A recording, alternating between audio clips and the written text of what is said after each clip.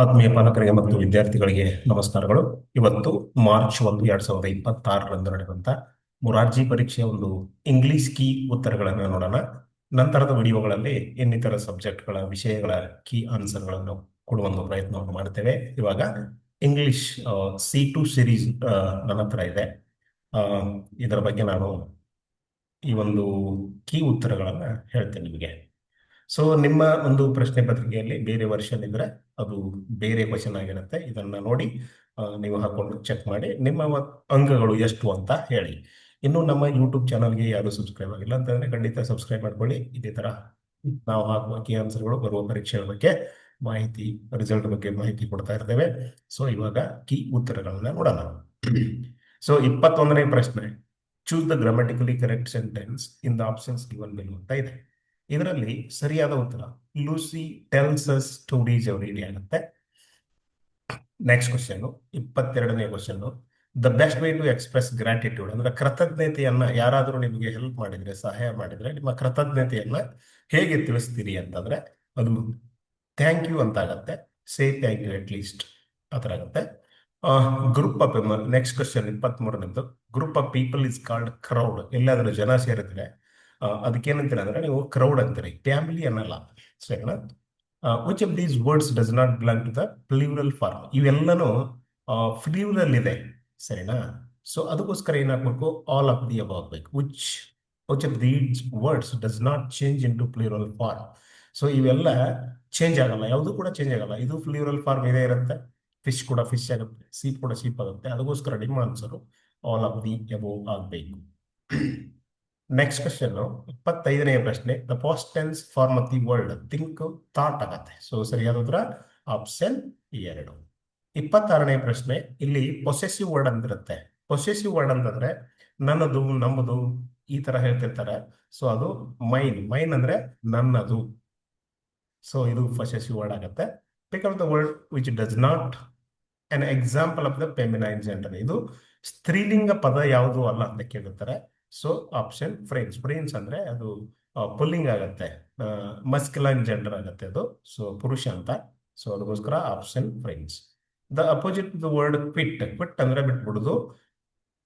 Remain ಅಂತಂದ್ರೆ ಅದರದ opposite word ಆಗುತ್ತೆ. ಸ್ಟಾರ್ಟ್ ಅಂತ ಆಗಲ್ಲ, ಸ್ಟಾರ್ಟ್ ಎಂಡ್ ಆಗತ್ತೆ. ಬಟ್ ಕ್ವಿಟ್ ರಿಮೇನ್ ಅಲ್ಲೇ ಇರೋದು. ಕ್ವಿಟ್ ಅಂದ್ರೆ ಬಿಟ್ಬಿಡು. ಸೊ ಅದಕ್ಕೋಸ್ಕರ option 2. Next question, rearrange the following words in the correct order to form a meaningful sentence ಅಂತಿದೆ. ಸೊ ಆಪ್ಷನ್ ಬಂದು 3 ಆಗುತ್ತೆ, ಎನಿಮಲ್ಸ್ ಆರ್ ಲಿವಿಂಗ್ ಬೀಯಿಂಗ್ಸ್ ಅಂತ.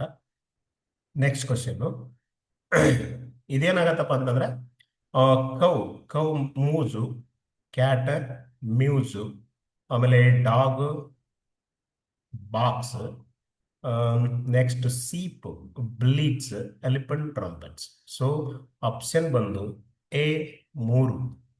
ಸೊ ಸರಿಯಾದ ಉತ್ತರ ಆಪ್ಷನ್ 2 ಆಗುತ್ತೆ. ಇದು ಐ ಥಿಂಕ್ 2021ರಲ್ಲಿ ಈ ತರದ ಒಂದು ಪ್ರಶ್ನೆ ಬಂದಿತ್ತು.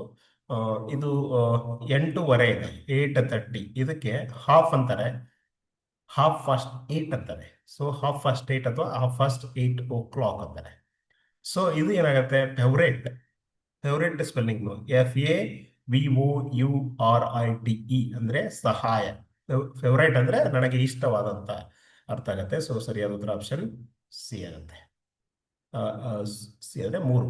ನೆಕ್ಸ್ಟ್ ಕ್ವಶನ್, ಇಲ್ಲಿ ಯಾವೊಂದು ಗ್ರೂಪ್ ಆಫ್ ಆಪ್ಷನ್ಸ್ ಅಲ್ಲಿ ಸೈಲೆಂಟ್ ಲೆಟರ್ ಅನ್ನು ಹೊಂದಿದ್ದಾವೆ ಈ ಒಂದು ಗ್ರೂಪ್ ಇಂದ?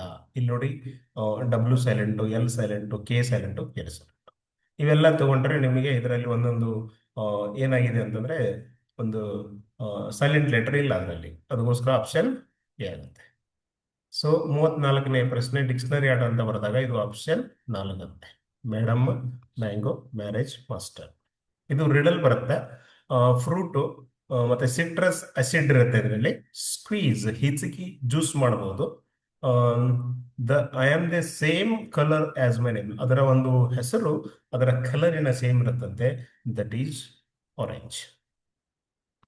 36, in the sentences which sentence needs a question mark. ಯಾವುದಕ್ಕೆ ಕ್ವಶನ್ ಮಾರ್ಕ್ ಬರುತ್ತೆ, ಪ್ರಶ್ನಾರ್ಥಕ ಚಿಹ್ನೆ ಬರುತ್ತೆ ಅಂತ ಕೇಳಿದರೆ ಹೌ ಓಲ್ಡ್ ಆರ್ ಯು, ನಿನ್ನ ವಯಸ್ಸೆಷ್ಟು ಅಂತ ಕೇಳಲಿಕ್ಕೆ ಹೌ, ಇದು WHS ಕ್ವಶನ್ಸ್ ಬರುತ್ತೆ. WHS ಕ್ವಶನ್ ಬಂದ್ರೆ ಅಲ್ಲಿ ನಮಗೆ ಕ್ವಶನ್ ಮಾರ್ಕ್ ಬರಬೇಕು.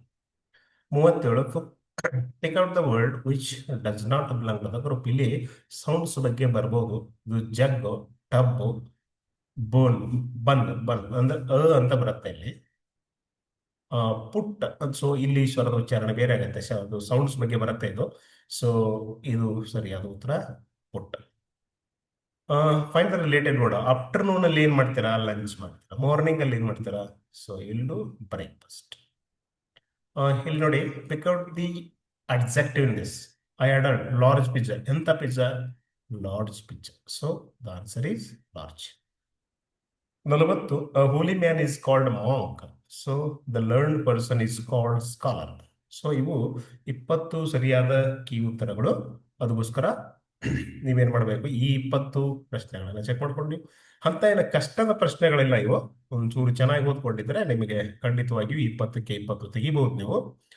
ಸೊ ನಿಮ್ಮ ಸ್ಕೋರನ್ನ ಪಿಂಗ್ ಮಾಡಿ, ನಾನು ರಿಪ್ಲೈ ಮಾಡ್ತಾನೆ. Thank you.